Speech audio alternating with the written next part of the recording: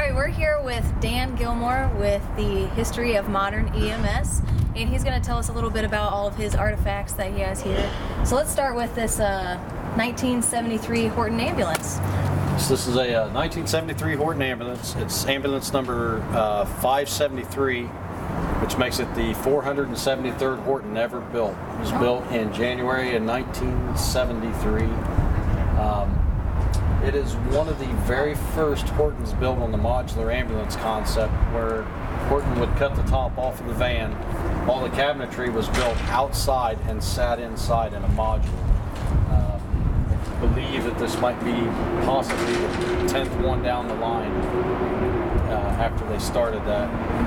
I bought it at the Ross County auction down in Chillicothe about 5 years ago for $650.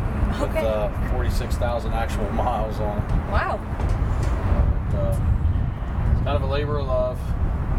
So tell us about, I was reading some of the things talking about the orange color, the orange and white combination.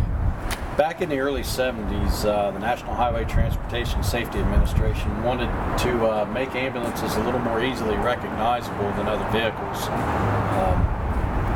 Prior to that, you could have an ambulance in any color. It really didn't make any difference. Like the Hartmobile was gold and white. What they recommended is that all ambulances have an orange stripe on them, at least 10 inches wide, with a white background. And then they all had to have an orange star, or an orange cross, that would identify them as an ambulance. That lasted for about a year, and the American Red Cross sued over the use of the orange cross, saying it was copyright infringement on the Red Cross. So in '73 they came out with the Star of Life. Okay. So it pretty much has all of the basic stuff ambulances have now. I mean, I see a suction unit, I see trauma dressings and IV fluids and oxygen and everything. They have an airway cabinet. And not a lot's really changed in the past 30 or 40 years since ambulances became regulated. And the equipment they would carry, the major changes, the equipment we carry now is a lot lighter than what they carried back then, like we discussed earlier. The resuscitator on the floor, the E&J resuscitator, weighs about 36 pounds, has 2 steel oxygen cylinders in it. It's not the lightest thing to carry around. I bet. And is this?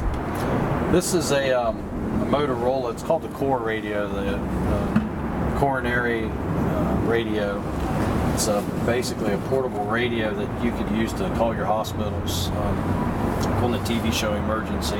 Okay. And this radio is set up that you can plug the LifePak 4 or the LifePak 5 into it, and it would transmit EKGs to the hospital like we do now with our 12s and 15s. Awesome. But you had to do it through a radio back then. And you wanted to time the arrest, you just push the button and it would start, and it went clear up to an hour. And these are really hard to find. They're made in Germany. Oh, wow. And they sit on this rail that's that Horton used to put in their trucks. So he had that. I've never been able to find one. And he had that. He also had the blood pressure cuff. And he had the original Spigo manometer, or whatever you want to call it. So finding stuff like this is almost like a gold mine, because it's stuff that unfortunately gets thrown away. You know, in the fire service, firemen will save a nozzle that's been ran over by a truck. We'll just put that right there. But they'll save something that's been ran over, and you know, because they think it's going to be worth something someday. Yeah. And EMS, when you quit using the E&J resuscitator, it goes out in the trash. They don't care about that. Yeah. And that's kind of what started us doing this. I had an ambulance. I'm a member of the fire truck club, and I wanted to outfit it, and I couldn't find anything for it. So after that, it kind of became a challenge.